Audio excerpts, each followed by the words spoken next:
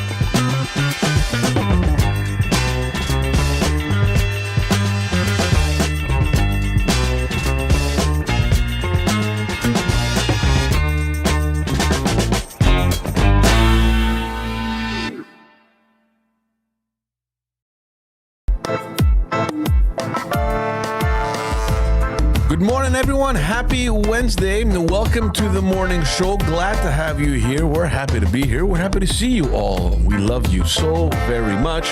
We'll love you a little bit more if you go on over to, what is it? Patreon.com. I know, really, we love you. But go to that thing and give us money. For the thing. We'll love you even more. This isn't unconditional love, it's conditional. Patreon.com/Pantelis is what I meant. You'll find a bunch of exclusive content over there. Different packages that suit your needs. I got a different package. Buy one. And enjoy the content. You'll love it. We promise. Poseidon came in right on time to press play or record or whatever it is pressing over there. He's wearing his pilot leather flying jacket, so he's flying by the seat of his pants. I'm watching a video, it's called Twerk in Heels Choreo by L. Bloom.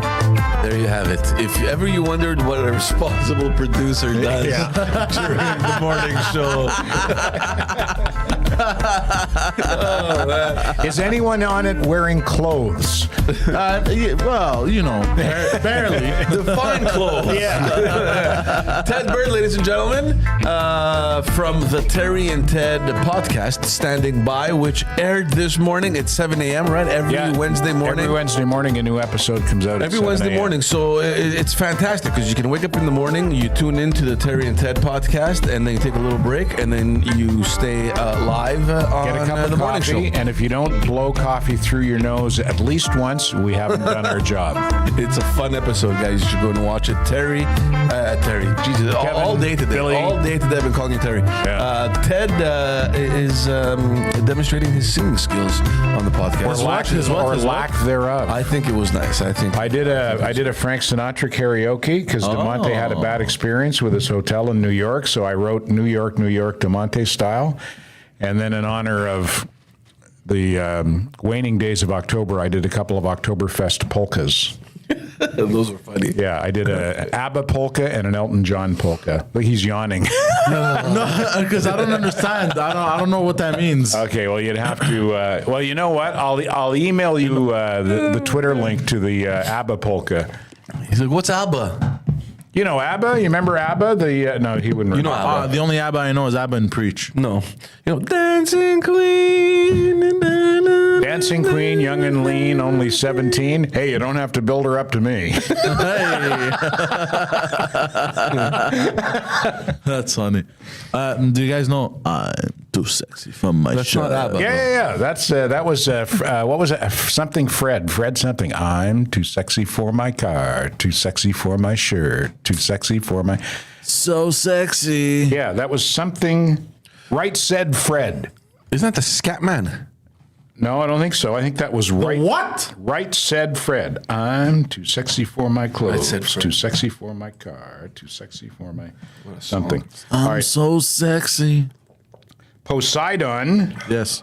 I'm going to email you a link right now, and you're going to get it, and it's going to be. I've already emailed you a couple of links, but I'm sending you. Yes, I see them. I new brought them one up here already. What's your name again? Tony. 22 times. How many running shoes do you have? How many what? Running shoes. Every week you come in with a different pair. About 8, 9. Yeah. Why? I don't know. Maybe that's normal. Maybe I'm not the normal one. I don't know. I got, how many pairs do I have? I got 3 pairs of shoes. I got my dress shoes. I got the ones I'm wearing now, and then I have a pair that I wear for work. That's it. I think I have 2 pairs of running shoes. Yeah. One of them I've had for like fucking 8, Oh, sorry. 8 No, years. I have another 4. They must not smell very good. My shoes? No, they're new. No, mine. I'm Oh, saying yours. the ones I've had for 8 years. 8 years. Well, I keep mine until they melt off, eh? So like some pairs I'll have there's a pair at home I have it for like 6-7 years, and because I find another pair that I like, I buy it, and then I end up alternating, and they end up lasting really long. So that's why I have so many. But otherwise, like I'm not buying a new pair of shoes. Are you a hoarder? Can you not throw things out? It depends what it is. Yeah. So if it's clothes that don't fit me anymore, I don't like clutter. I hate clutter. Yeah. Then you're not a hoarder. If you hate clutter, you're not going to Okay. hoard. Yeah. All right. I just sent you the polka. So just to give you an idea, it's the old beer barrel polka, and I take and redo popular music lyrics and turn it into a polka. Oh, let's All right, take a here we go. listen. Yeah. Oh my God. This is from this morning's Standing By the latest podcast. episode of Standing By. Do you think we're gonna get taken down? Why would we? It's a joke. Oh, I was being sarcastic. okay.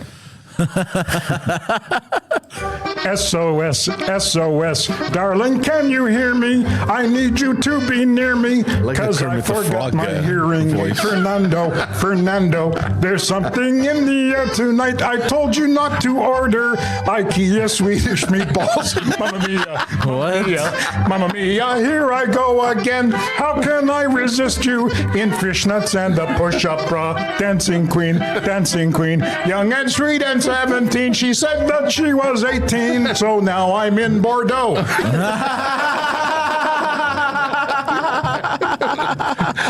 You gotta let it play out. Listen to DeMonte here. All right, I'm done singing. Hello? Is anybody there? Hello? So that was fun. Okay, can I address something? You can. This has officially turned into the most boomer show on the planet. That's my fault. I'm the boomer. No, because even George, because we're sitting here in the same studio that was recorded in, and we're reacting to it, and you're reacting to yourself, which is one of the most boomer things I've ever Yeah, self-indulgence is a big boomer thing. No, it's just not but meta. I would say more meta. Like it's funny. I find it funny. Okay, we're like 3 generations, eh? Boomer, and I'm the very tail end of the boomer generation. I'm like 59. I'm low end boomer. Gen X. I don't even know. What are the years? I'm not He's too sure. Gen Gay. I think I'm the tail end of the boomers. You're the tail end of Gen X. Yeah. I'm the tail end of millennials. There you go. Fuck, we're all at the tail end. We're of all everything. asses. We're all assholes. We're all at the ass end of our generations. Yeah. I'm X, you said? I think so. Yeah. Born in what? 80? 81. 81. Okay. Yeah, you're at the tail end of X. Then it was as of 83, it was millennials. I think 83 to 93 is 83 I thought to millennials were closer to 2000, which is why they call them millennials. Sorry, millennials is 83 to 99. And you were born in 93, right? Yeah. Yeah. Yeah. So what's the reference? It means that you need to. I think every generation. So it's not the date of. It's not really your date of birth. It's 15 when do you years. actually grow up? Like what era you grow up in? I think so, So yeah. if you're born in the mid 80s, you're growing up in the 2000s, basically. Yeah. Which is why they call them. Is that? What the fuck are you talking about? Is that the logic behind it? No, I'm a millennial. I grew up. I have memories from when I was 3 years old. I grew up. As a millennial. But when we're talking about growing up, it's like.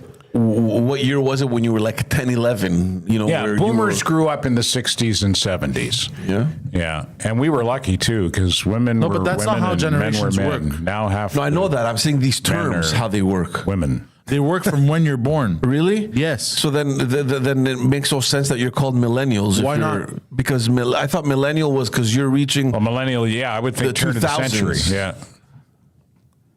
Which would make sense. Okay, these Yeah, it are was the not only the millennials. turn of the century, the turn of the millennium. Exactly. Yeah. Then by that logic, boomers aren't boomers; they're Gen X. But that's why I'm saying that maybe they consider the age that you quote unquote grew up in. Like I was born in 81, but I didn't grow up in 81, 82. I grew up in the 90s. It complicates things for retards like you when you think like that. Retards like you. Yeah, he called you a malacca on the way in here today. Good. That fucking malacca. They made it simple so you can understand, and yet you somehow still don't understand. It's from the moment you're born. Okay. Because then it doesn't make sense. Because then it would be. What doesn't make sense to me is how do they call you a millennial if you're born in the 80s? What do you mean? Why are you a millennial if Because you're every born generation in 83? every generation is 15 years. Yeah, but the millennial, from my understanding, unless my understanding is wrong, is that it's because you grew up or you were born in the 2000s. But that's Gen Z. Yeah. Like my daughter was born in 2008, and I think she's That's considered Gen Z. That's yeah. 100% Gen Z. Yeah. Because that's what I thought millennial was. I thought millennials were the ones that were born around 2000, which is why they're called millennials. No, that doesn't make any century. sense. What about my Actually, that makes a lot of sense. You're a millennial because you're in the next millennia. Yeah. What about my boys, Sam and Charlie, born in 99 and 2001? What's that? No, make millennials them? are called millennials. It's because it's people that lived the generation that became adults in the new millennium. Like, If only there was an electronic. not just adults, sorry, but they live to cross into the next millennium. And So that's what I'm they're growing saying. up, yeah. So they take a look more of the bracket, the age bracket when you Oh actually my God, I'm gonna grew Google up. this. You're gonna make me lose. If only there was an electronic information portal Yeah, yeah. that we could consult. You just repeated what I said. Mike. Okay, look it up. Look it up. Poseidon. Find out who's Gen X. Who's like we know I'm a boomer. We're pretty sure George is Gen X. We're pretty sure you're a millennial. But That's we what don't it is. It's just we the don't explanation. understand. Yeah. But it makes sense to what you said. Makes sense to me. It's the era you grew up in. A generation is all the people born and living at about the same time, regarded. No, we know what Well, a we know generation that, is. yeah. But this isn't a generation. This is like a. We want to know who Gen X is. Okay. And well, actually, what we want to know is Yeah, like who, these who are two- the millennials and why are they called millennials? That's what we're trying to figure these out. terms- So Yeah. there's the lost generation. These are people born from 1883 to 1900. Well, What? yeah, keep going. That was Hitler. Yeah. That's when Hitler was born. Lost generation. I can say, Fuck, that's even bad. though I he know. was- I know Hitler's birthday. That's not good, eh? Yeah. Even though he was in the lost generation, he always knew which direction to go with those trains. He-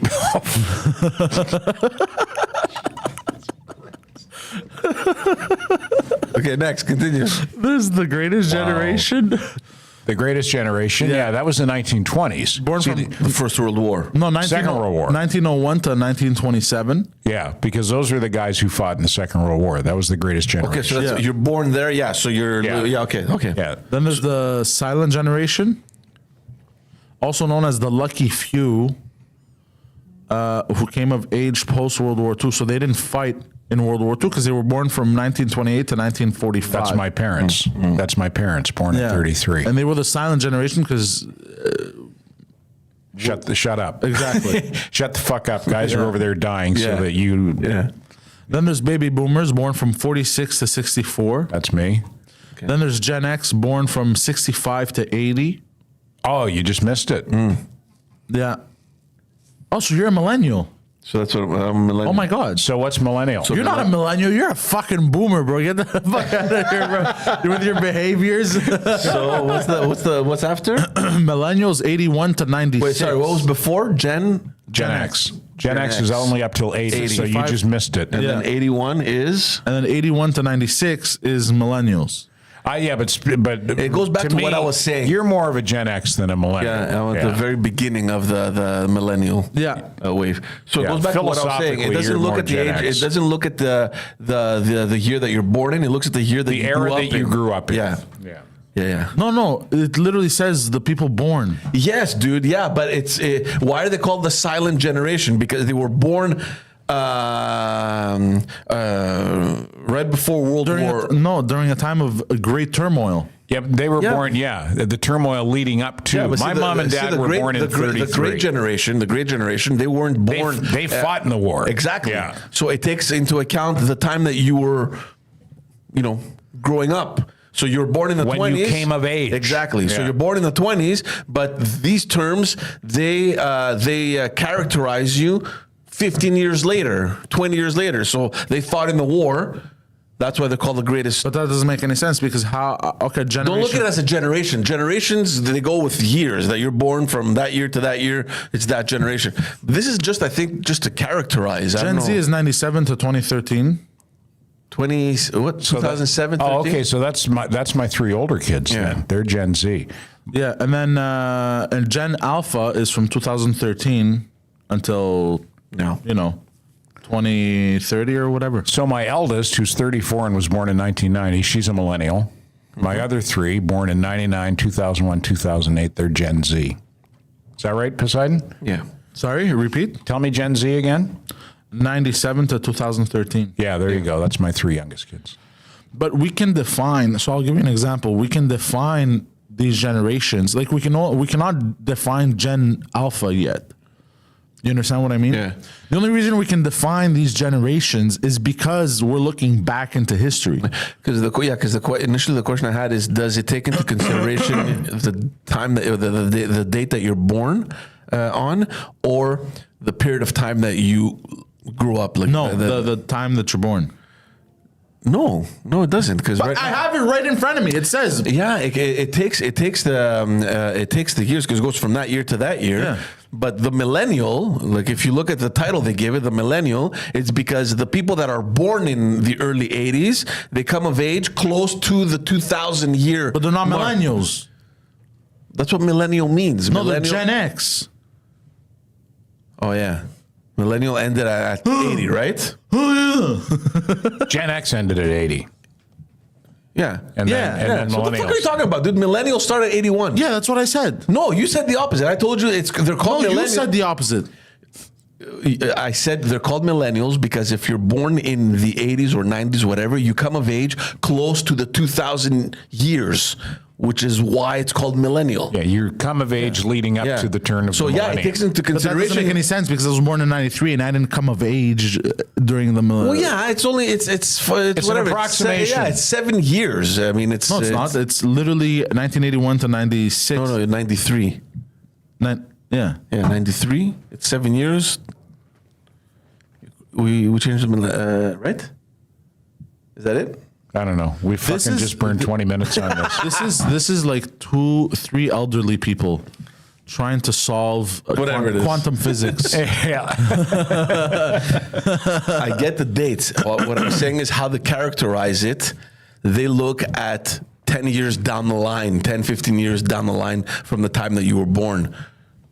That's all I'm saying. And it makes sense with the great generation. It makes sense with the silent whatever generation and so on. I didn't know that my parents' generation was known as the silent generation. That's interesting. I'll have to ask my mom about that, and she'll say, "What?" Fuck, I wanted to say something, but it was. Do you know that you were called the silent generation, mother? Ah! I shouldn't mock my mom. She's a lovely, lovely woman. She's 91 years young, and she doesn't hear as well as she used to. Well, on a positive note, she won't listen to this. She used to watch the Standing By podcast, but she says we swear too much.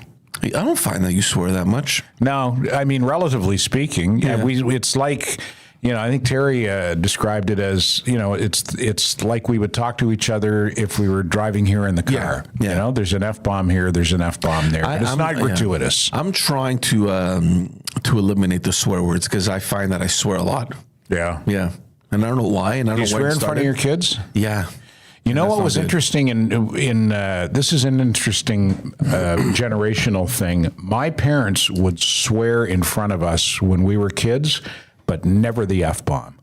I never heard the F-bomb come out of my parents. One time, my father said, we were driving in Fredericton, and I think somebody cut him off or something, and he said, fuck, and he turned around and he said, don't tell your mother I said that. Yeah. But he would say, he wouldn't think twice about it. If he had something made him mad, he'd go, Jesus old bald-headed bow-legged, Jesus Christ. Like taking the Lord's name in vain, they had no problem with that, but no F-bombs. The N-word. He dropped a couple of N-words. No. Yeah. Different times. Yeah, different times. Dad, you can't say that. The good old days. I remember when I got married, the first time I got married, I remember a family member from my father's generation getting off the elevator at the hotel with his suitcases, arriving in Montreal from New Brunswick, getting off the elevator at the hotel with his suitcases and going, "Ted, where's the darkie? I need some help with my bag." No. I said, Ixnay on the Arky Day. Like, fuck. But I mean, that's what, in 1946, when he was traveling, that's who carried the bags, and that's what they called them. Yeah. And I'm not saying it's right, because obviously it's not. Yeah. But he's, it's like 40 years later. No, Uncle, no. You can't say that. Did you see that? I sent you guys a link of this old German woman. She's probably like in her late 90s, probably. I don't know. She looks old. And they're cheering. And, at that age, probably your memory slips or you go back to another time. Heil Hitler? Yeah. Oh, no. She's like, Heil Hitler. She's cheering. And they're like, no, Mom. Who is this cool old lady? Yeah, poor her. Her memory's gone back to the 40s. I think I might have seen that. Either I've seen it or I've heard about it before. Another time we were at the... And this goes back. This is like almost 40 years ago. The old man comes to town with his friend Rolf. Rolf's from Sweden. Yeah. Is it Sweden Rolf was from, or Norway? One of the two. Anyway, we're at the Beaver Club in the Queen E, like fancy restaurant, and we're having dinner. And Rolf's ordering bottles of wine, and we're sitting there eating. And out of the blue, Rolf goes, "Did you ever notice in the movies at the end when they shows the names?" They're all Jews. And everybody's like this. So no one says anything, and we continue eating, pretending like nothing happened. And he goes, "No, did you notice that? All of them, Jews." Yeah, I noticed that, Rolf. Names them. And my wife at the time very unhelpfully goes, "Steven Spielberg? See? Jews, all of them." That's so Never so fucking awkward in all my life. God, yeah. And Rolf was, Rolf used to brag about how he fought in the Norwegian resistance during the war. Yeah, sure you did, Rolf. The Norwegian resistance, what, against the Russians? I don't know. No, against the Germans, he said. Oh, back then. Yeah. Okay. Yeah, but I mean, just, again, another generation with deeply entrenched anti-Semitism, right? And he didn't think twice, with a couple of bottles of wine in him at a fancy restaurant, very loudly pointing out that there's a lot of Jewish people in the film industry. There is, Rolf. Maybe that's because they're good filmmakers. Did that ever cross your fucking mind? Maybe they're really good at art. Yeah, exactly. Jesus. Or they're really good at telling lies. Oh, stop it, Poseidon. You already fucking started with the fucking train joke.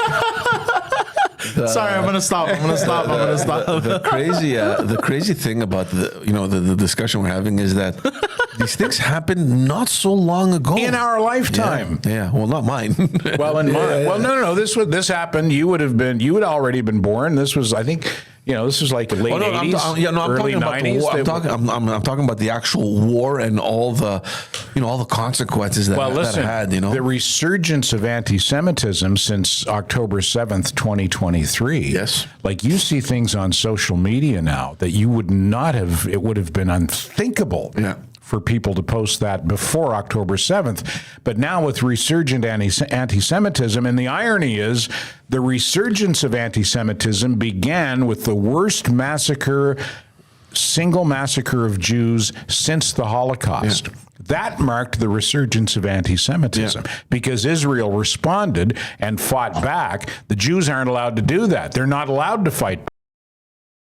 They're the Nazis. And I'm being ironic because I don't believe that for 1 minute. I'm Team Jew and Team Israel all the fucking way, man. Yeah. So that's the irony of that. The resurgent anti-Semitism began with the mass killing of Jews. How does that happen? I don't know.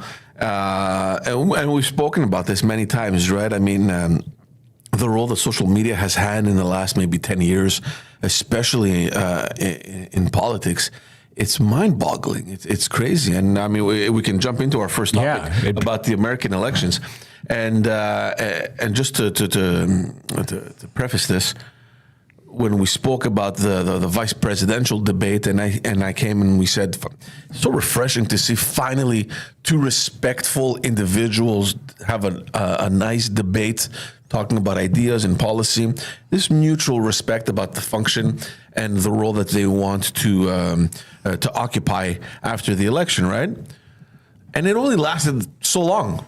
Because that's it. I mean, well, the news cycle moves so fast nowadays. And we're saying this on the way here. At this point, I really don't care who wins the American election. Oh, I do. I just want it to be one with a huge difference so that it could be clear that there's a winner this time, so that we don't fall back into that cycle about you cheated and you stole the elections and this and that we went through the previous election. So, if Kamala Harris wins, I hope she wins by a huge margin so that Donald Trump won't have any excuse other than to accept the defeat, which something deep inside me tells me that he won't accept the defeat anyway.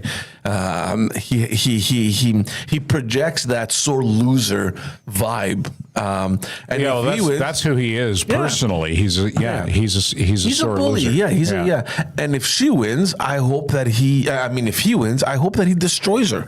And there's a lot of analysts that I'm listening to who believe that if Donald Trump wins, we're going to see much worse than what we saw when the Democrats won last time around, where people were dissatisfied and they thought that the election was stolen, et cetera, et cetera. They believe that the leftist woke kind of movement that is going to spring out in demonstration because of the result, if ever it's the result is tight or whatever, is going to be way worse than what we saw last time around. And I think that's going to happen whether he wins by a slim margin or in a landslide. I think that you're going to see, because they're already setting it up, right? They've been campaigning for what now, a month and a half, 2 months, ever since she became the official candidate for the Democratic Party. You'll notice, and I don't know if anyone else that's listening has noticed, the numbers haven't shifted that much. She brought up the party from disaster, because that's where it was with Joe Biden. Yeah. And they're practically tied, unless there's some that we're not seeing. I don't believe the polls. But that's what we have now. So that's what we have to look at. And again, I don't believe them either. They were completely off with Hillary Clinton and Donald Trump. Maybe they'll be off again. I don't know, but at least that's the reference that we have now. I think the pollsters are part of a corrupt establishment. Maybe, but at this point, still got to look at, because these are the figures that we have, right? And any polls we look at, it's a tie. I mean, it's the New York Times had a poll, I think, end of last week. The New York Times? Yeah, I know what you're going to say. Yeah, come on. I mean, but it's 48-48, right? And then if you look at all the other polls, it seems from what they're suggesting that it's going to be tight. I'm looking forward to see the final results so we can say if whether or not they were actually right, So we don't know. But for now, the numbers that we have is that. So what that tells me is that for the last 2 months, their campaigns have been zero effective in influencing the vote. They're campaigning in their own electorate. It's so polarized. They're in their own bubbles. It's so polarized right now that it's clear. You're either voting one side or the other. We've talked about this before. I think that both sides are so entrenched. I don't think there's a large undecided segment of voters unless in the United States. Really quiet and it's not reflecting in the polls. Maybe. I mean, that's what happened with it was 2016, right, where he won when he won. So that's what happened. I mean, they completely disregarded the silent voters. I also don't think that there was a huge undecided vote then. I think that the polls, they hate Trump so much. The political establishment hates Trump so much because he's not one of them. He's not part of the cabal. They hate him so much I believe they just flat out lied about voter intentions, and then we learned on election night, holy shit, a lot more people supported Trump than the polls said. I'm divided on that, Ted, and I'll tell you why. Because you have a polling company. At the end of the day, your credibility as a company is to demonstrate to people, look how close we were, trust us when we talk. That's what the Léger does over here. That's what they all do. If you go right now on Léger's website and you look at the polls, the first thing that comes up is what they polled last provincial election and what actual results came out, so that people could see, like, look, this is what we were projecting. We weren't that off from reality, right? So for them, that's kind of their stamp of approval that we're credible polling business, right? So I get what you're saying, and part of me, because I've done politics and I've hated pollsters, because I always thought that, what the hell are you doing polling 2 days before the election? You know what I mean? Like, it should be illegal to do that, you know? And I don't know when the last poll is here in Quebec. There's rules for that. You can't have polls after a certain People are placing period. bets online. Sorry? For the people are placing bets online, huh? Oh yeah, that doesn't surprise me. But I always believed as well that, come on, man, you're putting a poll, depending on how you ask the question, you're getting answers differently. There's all these tricks of the trade, and maybe they do play a role in influencing vote. But again, the news cycle moves so fast. Yeah. People forget what the polls say. Sure, I don't hear, you and I sit here and we're both, more interested in politics than the average Joe. So we talk about polls. I don't think most people do. Like, I don't, in my day-to-day interactions with my friends and acquaintances, very few people talk about polls. And when they talk about politics, they're polarized one way or the other. Exactly. It's either like, that fucking Trump, he's an idiot, I hate him. It also depends on what kind of polls we're talking about here. All right, well, at least he didn't say anything anti-Semitic, so we're making progress. Oh, man. So that's what I'm taking. My takeaway is that for the last 2 months, we've seen zero movement in the numbers, which suggests that it's highly polarized, and which also probably justifies all these analysts thinking that it's going to be chaotic. The post-electoral period is, and especially if it's that tight, if the results are actually that tight, God, man, I hope nothing bad happens. Well, the pre-electoral period is already chaotic. Look at, and we can use this to segue into Trump's rally at Madison Square Garden a few nights ago, which was on the left and on the Democratic side. It was, and the media jumped on this bandwagon as well. They called it a Nazi rally. They said compared it to the last time Hitler or the Nazi Party organized a rally. The American Nazi Party, pre-World War II, 1939, held a rally at MSG. That same arena. But there were people at that rally with doing the full-on Heil Hitler salute. At the Trump rally, there were Jews everywhere with Israeli flags and kippahs and the Star of David. Do you think they would attend a Nazi rally? Yeah. It's so stupid that they do that, and it just goes to show you how influenced the media and what role the media has in this race. It's sad. It's really sad that you tune into a media, to a news channel, and it's completely biased. Yeah. And I'm saying this on either side, right? I'm saying this for Fox, as I can say this for MSNBC or whatever. What the hell was that all about? Why would you compare that to the Nazi rally? Because I think it reeks of desperation, probably on the Democratic side. And you talk about Fox being on the right and MSNBC on the left. Overwhelmingly, the mainstream media leans left. Overwhelmingly, and I think increasingly people are going to alternative media as their news source. People are going increasingly to podcasts. Trump was on the Joe Rogan podcast. We'll talk about that, and I want to talk about the credibility that podcasting has had over the last couple of years. But I just want to finish up on that rally because,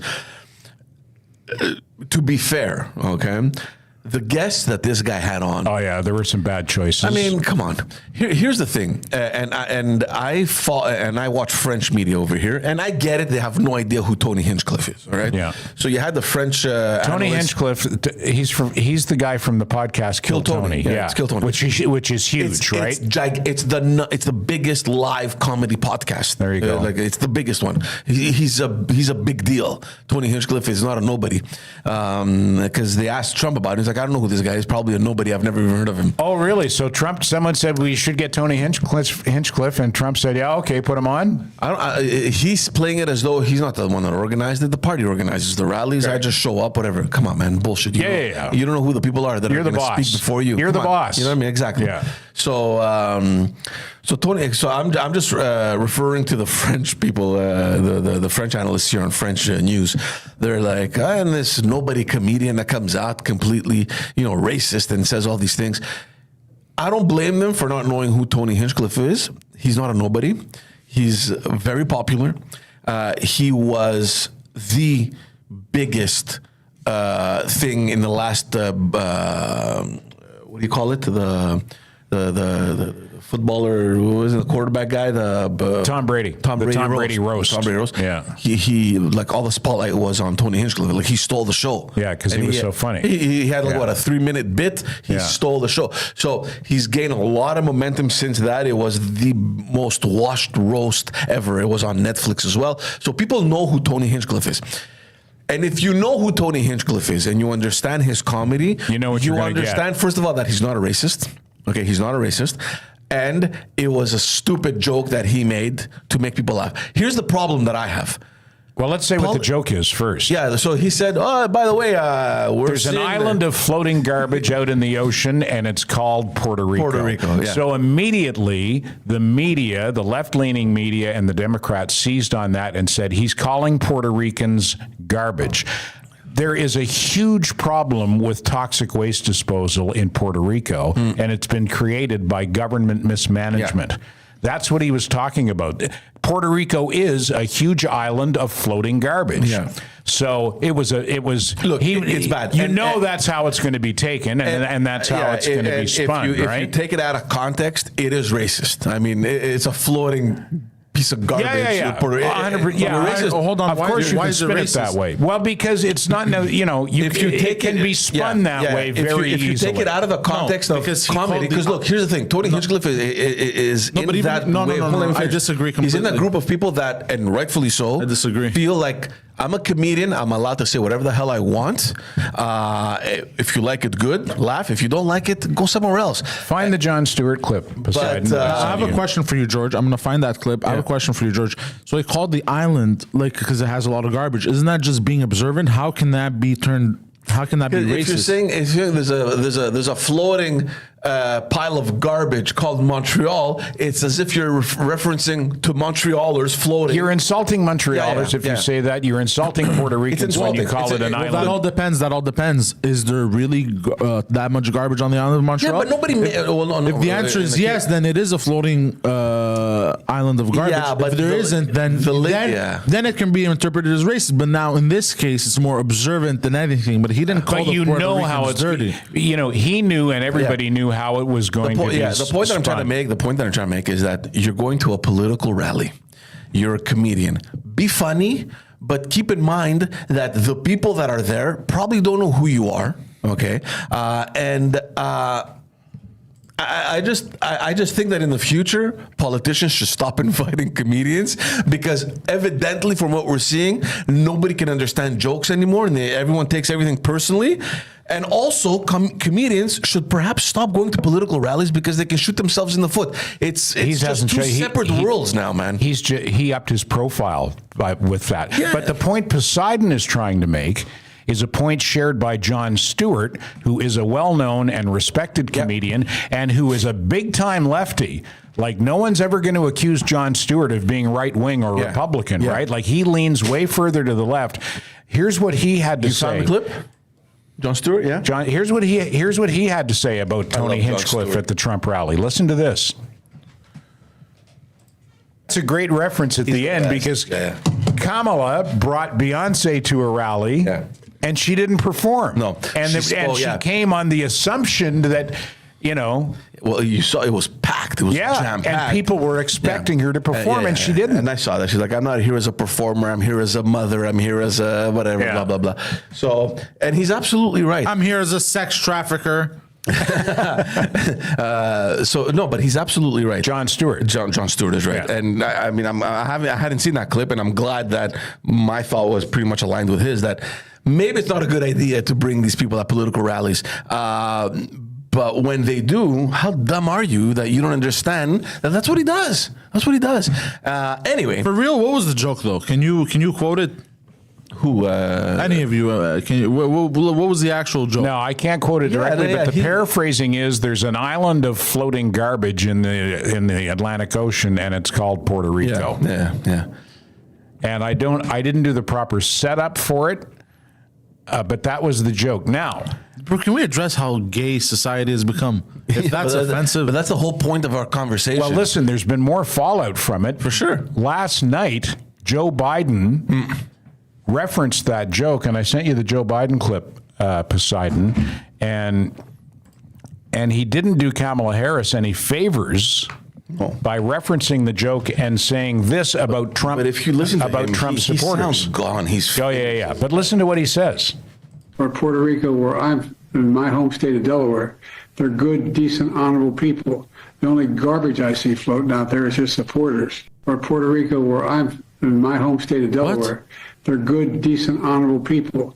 The only garbage I see floating out there is his supporters. The only Or Puerto garbage Rico, I see floating out there are his supporters, meaning Trump supporters, meaning half The the electorate. Republicans. Yeah. So he's Come on, just man. called 75 to 80 million people garbage. I think he took it back after, but I mean, Well, it's too yeah, late. no You choice. can't Well, take of that course, back. of You course. can't. That was the 2024 election cycle's deplorables moment when Hillary Clinton called Trump supporters deplorable in 2016, and that was hugely damaging to her campaign. And Biden calling Trump supporters garbage has the same potential. Look, it's exactly what we're talking about how bad the political landscape has gotten in the U.S.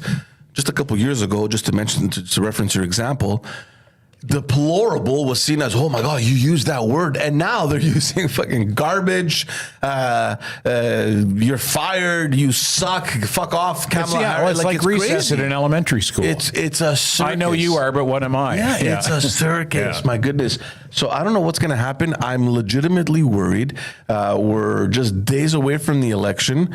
My understanding, and of course, I don't follow it I don't follow the minutia of U.S. elections there. I see a close race now. A lot of people that I speak to share your opinion. I think Trump's going to. A lot of people that I listen to, that I talk to as well, they believe that it's not close at all. I have never seen a less capable, a less formidable presidential candidate than Kamala Harris. But the same thing could be said about Trump. I think on both sides, you would wish... Trump's been president for 4 years. He's got a record to run on. Yeah, that's true. So what was... And also, as and I'm not the first one to point this out, if he's Hitler, if he's literally Hitler, and he's going to be a dictator if he gets into office... Wouldn't he have done that? Yeah. What happened in the 4 years where he was the president? Did he... shit, I forgot to be Hitler. Nah, God damn it, I knew I forgot something. That's why I got to run again. Yeah. I need a second term. Yeah. I need a this second time term. I'm going to remember to be Hitler. you see, he took the wrong train. But somebody tell me what terrible things happened in the Trump presidency. What horrible things happened? In terms of policy, not much that people can identify, to be honest with you. It's more his character that isn't quote unquote fitting for the position.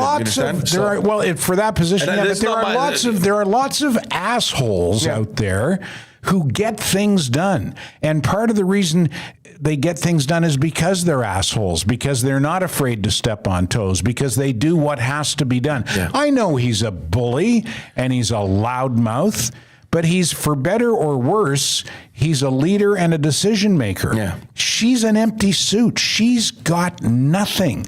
Yeah. It's... First of all, and we've spoken about this, and this is not only a reality in the U.S., it's a reality in Canada, it's a reality in many countries, how huge the bureaucracy is to the point where it is the one that is actually governing. And especially in the U.S., where you have huge departments FBI, the CIA. You know what I mean? There's so much happening behind the scenes that may perhaps actually be governing. It's like, Mr. President, this is what we need to do because it serves these interests. Like, I'm not convinced that the office of the president is governing 100%. No, it's like Dennis Miller once said, when you get elected president, two things happen. The first thing is they take you to Roswell and let you give the alien a titty twister. And then they take you down in the basement of the White House and they open up the "here's how really fucked up things are" binder.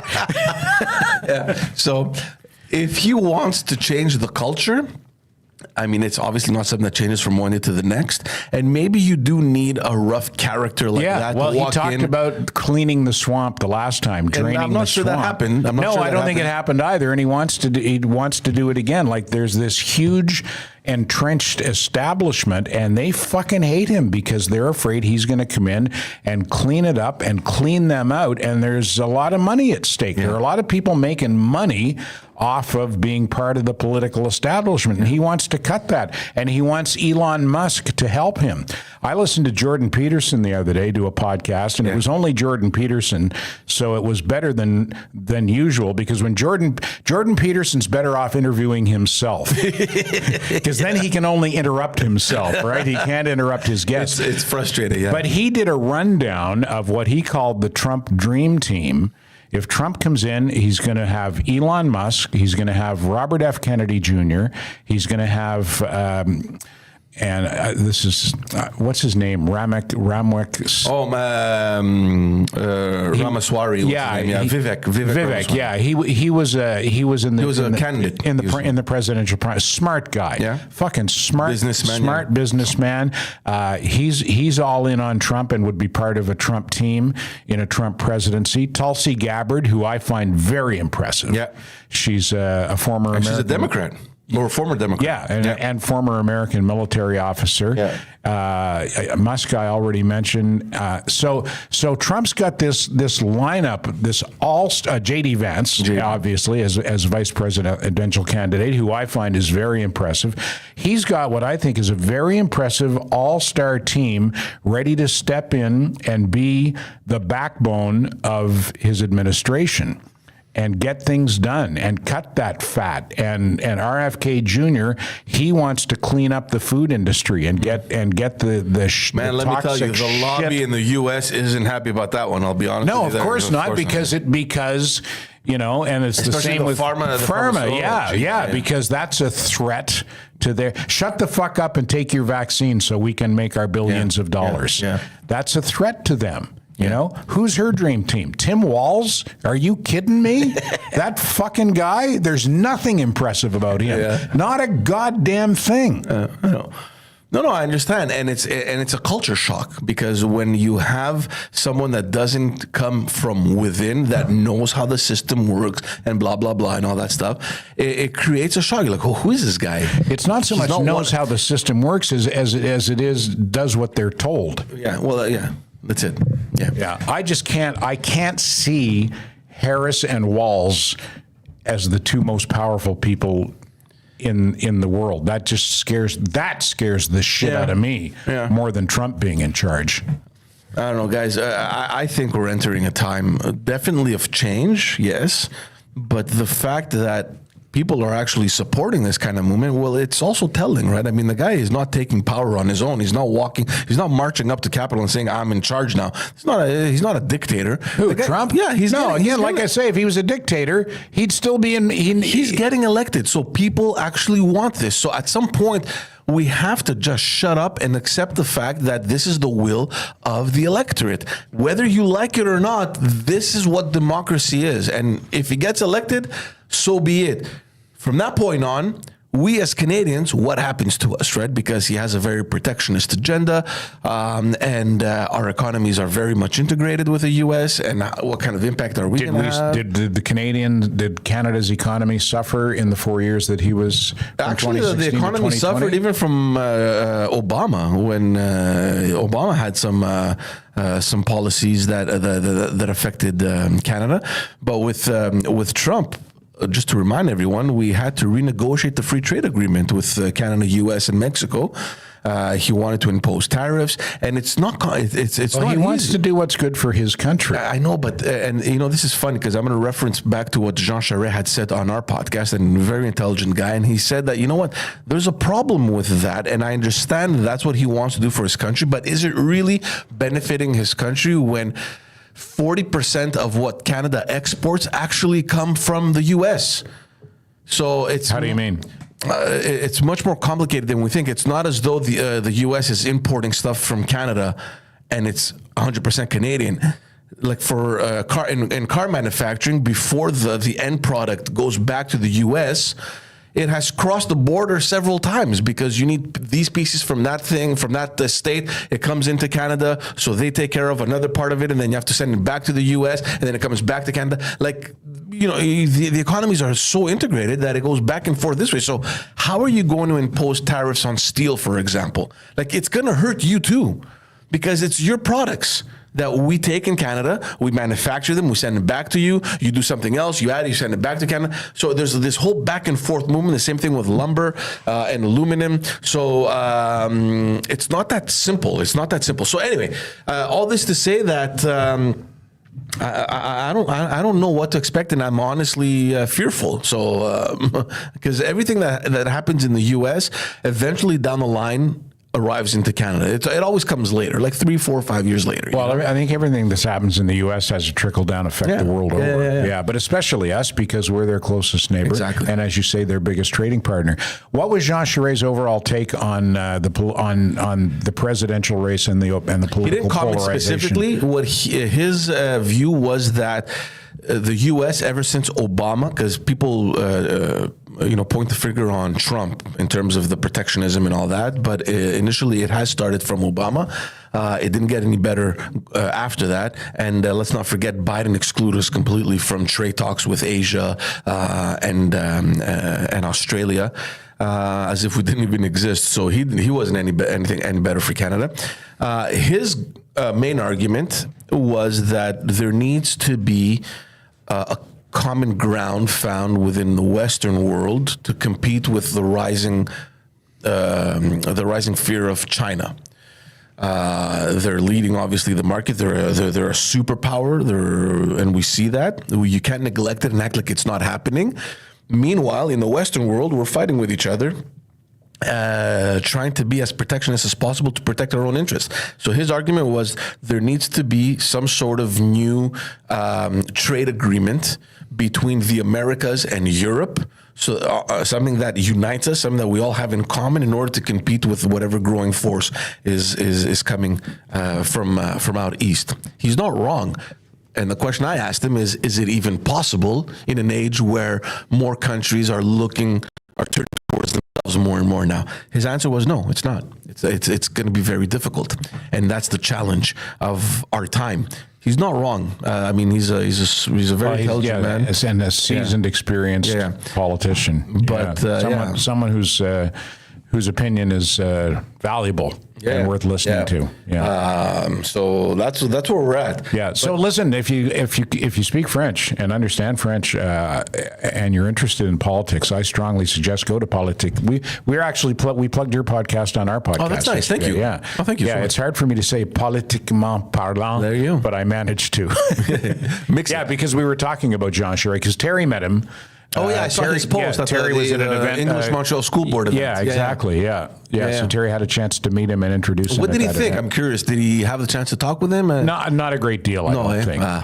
Yeah. But Terry's like us. He's a bit of a political animal, and it was he considered it a big privilege to be able to meet him and speak to him, however briefly. I'm curious to get his feel, because the people that I know that have even met him for even a couple of seconds, even minutes, they feel like they've known him forever. He has that effect on people, Jean Charest, which was one of his strong things, meaning he's likable. He's very likable, and there were people back in the day that hated Jean Charest. When he was premier? When he was premier. Yeah. And people that I met, they're like, oh my God, I hated this guy. I couldn't stand him on TV. And I ran into him at some event, and he's actually a pretty nice guy. Yeah, go figure. Like instantly, Yeah. you know, you realize that shit, this guy, he's cool. He's a very charismatic. He had that effect on people. Super good guy. I want to talk a little bit about the Trump going on Rogan. And I think every podcaster out there was pretty much anticipating that episode. Not because of the quality of the content. I mean, it's Trump. He just mumbles. Yeah. Well, you know like, what? I listened about an hour, and I was like, dude, what the hell is he saying? I listened to the whole thing because I ride the bus, so I had time.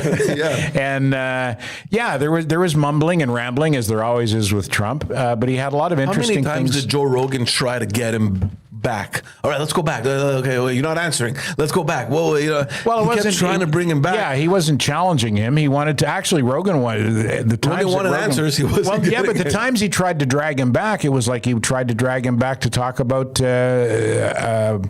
Trump's allegations of voter fraud in the 2020 I didn't make election. it that far. Yeah. But my favorite part about listening to Trump is the hyperbole with him is so funny. Like he was talking about, and I wish I did a better Trump imitation, but he was talking about when he went to China. Z and I, we have a great relationship. I went over there. I was treated better than anyone's ever been treated. In the world. In anything ever in history. I was treated the best. Like everything with him is always the best. Yeah, exactly. I tell you, it was the best. I had the best. I was the best. Well, did you see his press conference the other day where he was commenting on that rally in New York that we just spoke about? It was so wonderful. It was lovely. It was just a love thing. Everyone was in love. People were making love. It was just love. There was more love than there's ever been in the history of love at my rally. He's so fucking funny. Yeah. Anyway, so everyone was anticipating that. And I don't know about you, but the way I saw it was that we have reached a time where podcasting has actually reached that level of credibility where obviously the visibility is there, so it makes sense for politicians to include it in their communication strategy. If they're smart. If they're smart, of course. But I'm glad, and I don't want to put down the other podcasts because Kamala Harris and Trump did a lot of other podcasts. You know, I don't even know them all, but they have been doing podcasts. But it just feels that going on Joe Rogan gives it that seal of approval that this is now a legitimate media medium. Yeah, for sure. Absolutely. So, and it's great for podcasting, especially someone like me who has a political podcast. Well, right? look at you guys. You guys got Jean Charest on there, and that was mainstream media news because they couldn't get him. They couldn't get him. So the mainstream Quebec media was talking about what Jean Charest said on your podcast. Yeah, exactly. Jean-François Lisée wrote a Le Devoir column about your podcast. Exactly. That's credibility. Yeah. So, but again, I don't want to compare because we're very niche, right? I mean, it's just a small market here in Quebec, and because of the context we have, we managed to get them, and they know us. So most of them come because of that contact. But I find it encouraging to know that the media landscape has changed so significantly in such a little amount of time, where now it becomes unavoidable. It has to. It's like a must. To stop at a podcast show or whatever. Yeah, and Joe Rogan has invited Kamala Harris onto his podcast. And she's so dumb. Honestly, she'd never last 3 hours with him. She doesn't have 3 hours worth of thoughts in her Joe head. Rogan, she doesn't have 30 minutes worth of thoughts in her head. Here's the thing, and people could think whatever they want about Joe Rogan.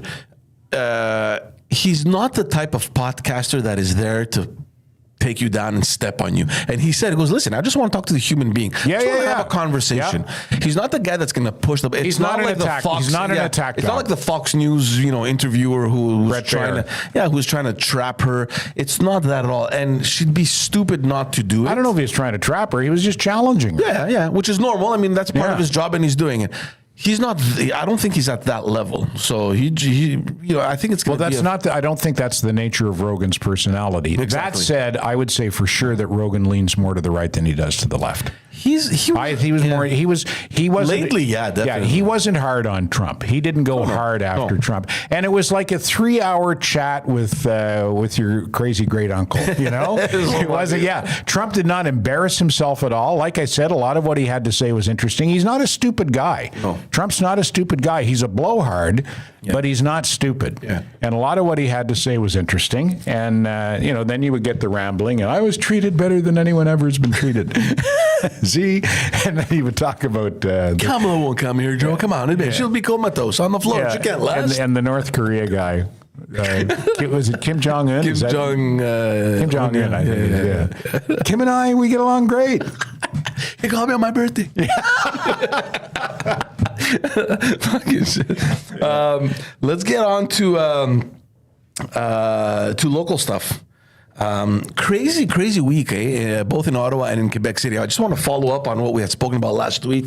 Last Wednesday was actually the day where Justin Trudeau was going to have a caucus meeting right before entering a question period, where all cameras were, on him. They wanted to know what was going to happen. There were some 20 or 30 members of his caucus that had signed a letter, apparently anonymous, wanting him to resign so that the party can get a new leader and to go into an election with a brand new leader. How do you sign an anonymous letter? It's so stupid. If you sign, it's not anonymous, right? Yeah, I mean...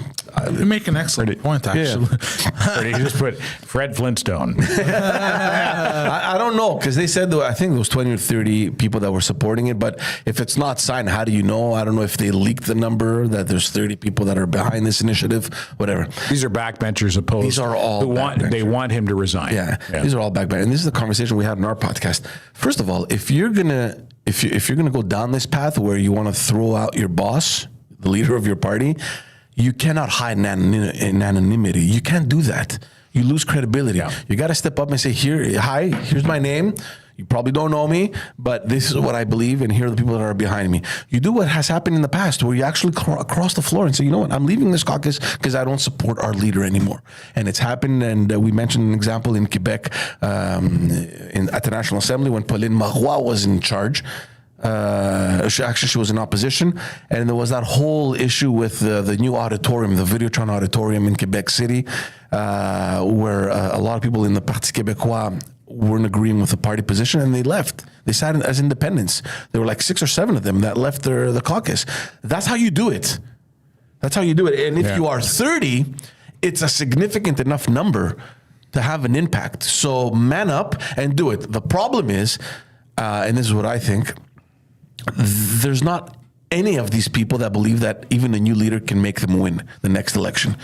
What they believe, no, they're going to get killed. No, they know. They know that they're losing the next election. Yeah. What they want, however, is a certain reassurance that, at least in my riding, I can salvage it, right? So they're trying to save their own asses, exactly, in other words. Exactly. Yeah. And that is, it's hypocrisy to me, because making the captain walk the plank. Yeah. At sword point. Think what you want about Justin Trudeau. This guy from 2015 has gone to fucking bat for you. Okay, this is the guy that brought back the party. They were dead. Yeah. Okay, Ignatieff and Stéphane Dion destroyed that party. They were second opposition for the first time in their history. Okay, so if there's something that we got to give to Justin, is this whole revival of the Liberal Party of Canada.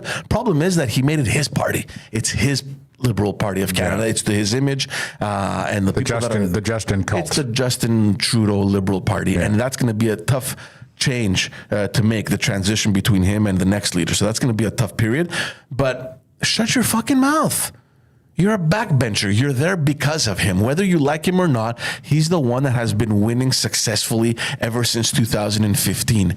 If you don't like him, shut your mouth. You're going to eat shit in the next election. He's going to leave. Hopefully, do your job, get elected in your riding, maybe you'll salvage and then just assume a leadership role in the next leader and to rebuild your party from the ground again. But you can't do that in secret, man. It makes no sense to me. So where is it at now? Has the revolt fizzled out, or is it gaining momentum? So here's what happened. He walks in the caucus. It was like a 2-hour thing, and he came out with the biggest smile on his face. And that's the theatrics, obviously, of politics. And he didn't give much of a statement. He's like, the Liberal Party of Canada is strong and united. And with that stupid smile, and he left. It's like, we're not dumb. We're not dumb. We know that you just got clobbered in there. You know what I mean? Yeah. So I don't know what was said. I don't know what threats were thrown out. I have no idea. So the media kind of said, okay, well, there we go. The caucus is united, but it doesn't end there, because behind the scenes, there is this petition within the party for the members to sign if whether or not they want Justin to step down. So I'm not sure what's happening with that, and if the party actually went through with that.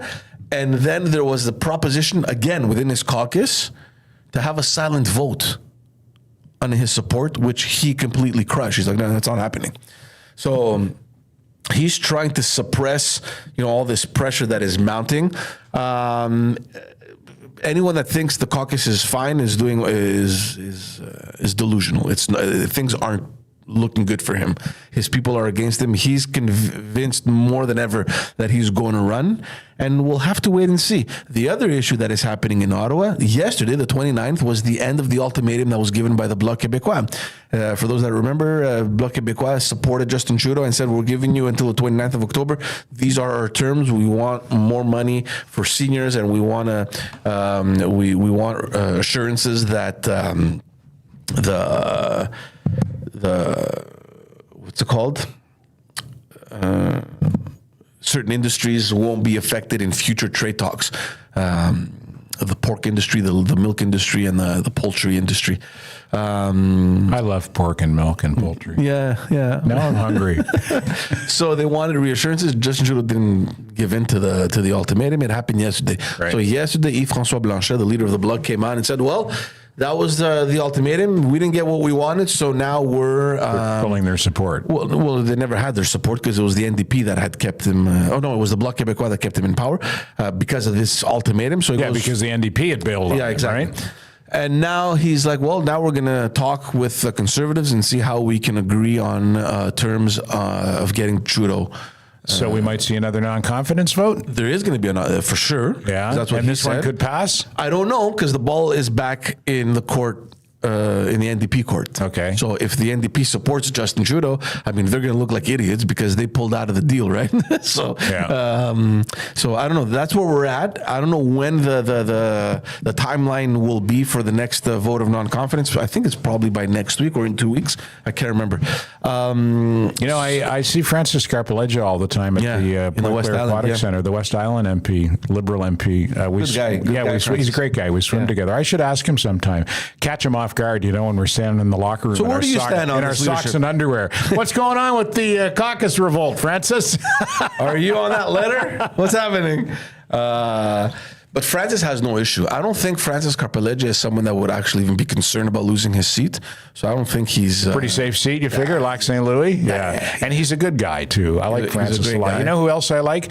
Is Peter Schiefke, who's the Liberal MP in Vaudreuil-Soulanges. Yeah. And I'm not a liberal. I'm not a card-carrying member of any party, but my philosophy is definitely more conservative than it is liberal. Yeah. But I really like Francis, and I really like Peter, and I think they're good people, and I think they're in politics for the right reason. I think they want to make their community a better place. You have the right approach, because a lot of people get politicized because of the ideology, and they forget to look at the people that is actually in power. They get tribal. Good? Are you good for our district? Are you doing a good job?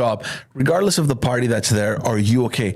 And we had a lot of separatists that would vote for us because they would realize that, look, this guy actually has a chance of being in government, number one. So you can actually affect change when you're in government. And I don't believe in that party, but at least locally he's doing good work, right? Yeah. And I think more and more people should look at it that way. Oh, 100%. The one name that has been surfacing a lot is Alexandra Mendes, who is the MP down where I live in Brossard. She's actually one of the deputy speakers of the parliament, so she has to be objective, right, and everything. Like, she doesn't take part in any voting. They're completely excluded from all these things. Oh, I didn't know that. If something comes up for a vote in the House, the speaker and deputy. Well, obviously the speaker's not going to vote. Deputy speakers too, even if they're not in the chair. Yeah. So her name has surfaced quite a few times about her liking Justin Trudeau, but her constituents don't. And I have a feeling that she's probably on that list, which would be, Yeah, which would be because let's not forget she lost her election with the Orange Wave. Yeah. I forgot what the riding is called. Whatever, Brossard. It went to the NDP, and then she won it back in 2015. Yeah. So there's a bit of a fear over there. How rare is that to lose and then come back and yeah? Well, it was a wave, right? So a lot of people knew that it was a one and done kind of thing. Yeah, but if you're but for a specific candidate to lose, like I can understand a party losing a riding and then taking it back in the next election. Yeah. How rare is it for a specific candidate to lose and then to be able? I know it happens, but is it rare? Is it common? I've seen it quite a few times, actually. Is that right? Yeah, okay. Yeah, I've seen it quite a few times. The one riding that I'll be looking at closely is Hinchcliffe, which is the riding of Mélanie Joly. And there's rumors that Mélanie Joly has already the machine in place to organize her leadership. Right. She wants it. That's what I've been hearing. The question is she going to win her own riding to be able to run in the next leadership campaign? Because that riding was the Bloc Québécois. And the Liberals picked it up again when the Bloc pretty much died. But the Bloc now is doing incredibly well. Yeah. Incredibly well in Quebec. So I'd be worried if I were her in a Hinchcliffe. Anyway, so that's what's happening over at the federal government. I'm looking forward to see if we're going to make it to Christmas. Personally, I don't think so. Well, you think the government will fall before Christmas? I don't know if it's going to fall because he probably won't allow that to happen. I don't know. Well, if there's a vote of non-confidence and it passes, how can he prevent what it he's from going to do happening? before that vote is actually cast, he can prorogue Parliament. Okay. And just stop everything, come back in February, and have his team I'm ready going home. I'm not playing anymore. I'm taking my ball with me. Yeah, exactly. So I think that's what probably is going to happen. Okay. Because in any case, the Parliament is dysfunctional. Nothing's happening now in Parliament. Yeah. It's taken over by the Conservatives on a stupid privilege motion, and nothing is moving. Nothing is moving. So I want to come to Quebec though very quickly before we end, because there's something that happened 2 weeks ago, I believe, and it has plummeted us into a debate that I think is going to be just nasty, and we've lived through that already. And we're talking about secularism in Quebec, and I mean it's been an ongoing issue since the '60s, right? And Legault came into power and he passed Bill 21, which was, a law on banning religious symbols, right? Headscarves and all that stuff from public spaces, which serves absolutely no purpose. It hasn't helped in any shape or form. And 2 weeks ago, there's an issue that came up in a school on Côte des Neiges. Bedford, I think the Bedford school. It's a public school. Yeah. And from what we found out, they're elementary school? It's an elementary school. And there's a prominent Muslim community living in the area. And apparently from the news that came out, there were 11 teachers in that school, Muslim teachers, that had created kind of like a little clique, like a little gang, like a mob. And they were completely negligent to whatever criteria the Ministry of Education had imposed. And they were just doing things. Teaching their own agenda. They had their own agenda. Separating girls from boys, not allowing girls to play boy sports. So kind of a Sharia sort of setup. Yeah. At some point, there was one in the report. There was one incident where the kid fainted or passed out or whatever, and instead of calling for help, they started praying, like stupidities that you would never imagine happening. Instead of getting detention, they stone you. What was the joke of the guy? They call him with a pickup truck. Oh, yeah. Ben Bankus' joke, Yeah, Sharia law. He said when you call he talks about white woman privilege. He says, white woman privilege in Western society, you call the cops, your wife goes nuts, you call the cops, they come over and you get arrested. He says under Sharia law, he says if your wife goes nuts, you call the cops, they get 5 guys in the back of a white Toyota Tundra, they send her over and they beat the shit out of your wife in front of all your other wives. Oh anyway, so that's what's happening. Just so they know. And the Minister of Education came down very strict on them. He suspended them, and then upon further investigating, he revoked their brevet d'enseignement, like their teaching permits. The teacher's license. That sounds about right to me. Course, I don't give a shit if they're teaching Sharia law or Orthodox Jewish law or right-wing Christian law. In Quebec, you have run it according to the education department's curriculum. Now, that's one thing. everything that people were fearing, including myself, was that that's probably not the only case. I hope nothing else surfaces. And in fact, that's what happened. There's another school now in St. Leonard where apparently it's the same fucking thing. And who knows what else might come out. So the government is panicked. They're in panic mode right now over this because they've realized that their law, the Bill 21, has served zero purpose. Because all that law did was to tell you, sir, you cannot wear a kippah. Miss, you can't wear your headscarf. You can't wear your cross. It's a public space. It doesn't help the situation. When you have a situation like this, what is it? Where is your law coming into effect here? So I don't know what's going to happen, and I don't know if they're going to amend now Bill 21 to strengthen it and to impose certain things that I have no idea how they're going to do it. But here's where it got dicey. Last week, the Parti Québécois tables a motion requesting that the government revoke all public funding from religious schools. The motion was supported by Québec Solidaire, which was no surprise. But the biggest surprise, it was supported by the Liberal Party as well, which everyone was shocked, right?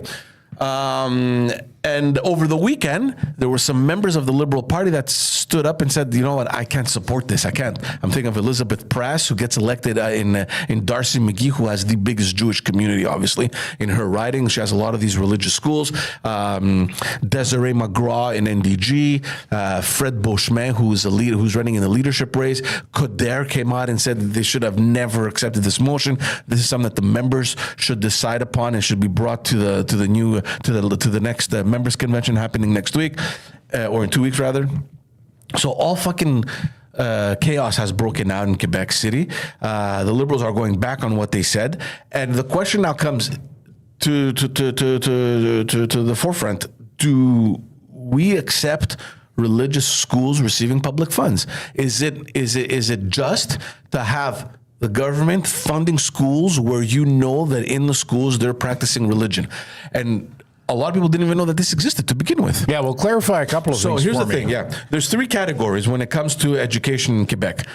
And by the way, if you open a school in Quebec, you need a permit. You need a license to run a school. And regardless of what you're gonna, whether it's private or public or whatever, you need to abide by strict criteria in order to have that education permit. So there's a régime pédagogique, so you need to be able to teach certain things that all schools across Quebec need to teach. Public or private. Exactly. Okay, if you want a license, if you want a permit as an education institution, you need to follow this curriculum, okay? So that's one thing. And now you have three categories. You have the completely private schools that have zero government funding. Zero. So you have schools like Selwyn House and The Study and all that. So there's zero money. Is there a religious element to those schools? No. Some yes, some no, or not at all? I don't think so. No. Okay. Maybe in the past, I don't know. Because my son went to Loyola, and that's a Catholic school. Loyola used to be a religious school. It's not now? Well, no, because after the 60s, when they banned, when they created that secular state in Quebec, they got rid of all the priests and all the nuns that were teaching back in the day. But the school itself, I mean, historically, it was a religious school. It doesn't mean that they're teaching religion now. Okay. All right. So they kept that historical kind of thing. Okay, right? cut you off. Go back to where you have 100% private, so zero funding from the government. Then you have private schools, which receive 60% funding from the government. And then you have public schools, which get 100% funding. Okay. Again, remind everyone that in all three cases, you do need to get approved by the government in order to have your license. You need to be able to teach certain things. And so what happens now is that in certain private schools that receive funding, you have, like, for example, Jewish schools. So it's reserved, because it's a private school, it's reserved exclusively for Jewish Orthodox kids. I think there's Muslim schools as well. So they get the funding. And in those schools, because Quebec needs to respect people's individual rights and freedoms, where if your community is so attached to its religious culture, like the Orthodox Jews or the Muslim communities, and you know that during the day you need to pray, we can't revoke that right you have, which is why initially these private schools were allowed to function under the condition that okay, you respect the curriculum from the government, and we're allowing you to have your religious practice. And that has become an issue now. Because the minute, the big debate is the minute that the government give public funds to a school, technically it should be open to any Quebecer to have access to. The difference between a public school and a private school is that the private school has the option of selecting who comes in. Mm-hmm. So they do that either through entry exams or a selection committee based on the grades that you have. They have that privilege. Public school, you can't do that. If there's a public school in your district, it goes with your address, you go and apply and you get into that school. That's how it works. It's publicly funded 100%. The private schools, they have certain privileges. One of them is that. So if I live, for example, in Côte Saint-Luc, okay? I live there. I'm not Jewish, but I live there. I like it. And there's a Jewish school next door, private, which gets public funding, 60%. And I think that, look, it's close. Why would I send my kid to God knows where? The school is right next door. I wouldn't have the right to send my kid to that school. And if I did, my kid would be imposed to whatever religious practice that they have in that school. So it's become a real issue. It's become a real issue. So I don't know what the government is going to do and how they're going to do it. I think it's going to divide. It's already divided the Liberal Party because, I mean, that clientele traditionally votes Liberal. So it'd be interesting for me to see how they're going to... Are you talking about Muslim or Jewish or both? Yeah, Muslim, Jews, yeah. Traditionally, I mean, they're in ridings where, you know, the Liberals win by a landslide. I'm thinking of Elizabeth Prass, who 95% of her electorate is Jewish. What's her riding? Darcy McGee. It has Côte Saint-Luc. NDG? No, not NDG. It's Côte Saint-Luc. What's the other one there? Saint Laurent? No, it's in Côte Saint-Luc. What's it called? Hampstead. So in that area. Yeah, that's very Jewish. Of course. And she has most of the religious schools, you know, so she has a huge, vibrant Jewish community living there. And they massively support the Liberal Party as well. So I can understand her position. I don't know what's going to happen. And it's a question that, you know, I'm asking everybody, like, my reflex is the minute there are public funds, religion has to be gone. Like, we cannot have religion in our public associated. So you think funds. they have to eliminate that middle, because you're talking about fully private, fully public, and then the 60%? That should exist. Yeah. It should exist. It exists. You have private schools. It's not a problem. The problem is that are partially funded by the government. Yeah, and that won't change. The government is still going to fund 60%. The problem is the religion aspect in those schools that is causing an issue. And there's about 50 schools or something like that they've identified where there's religion being practiced in those schools. And I think it's a mistake.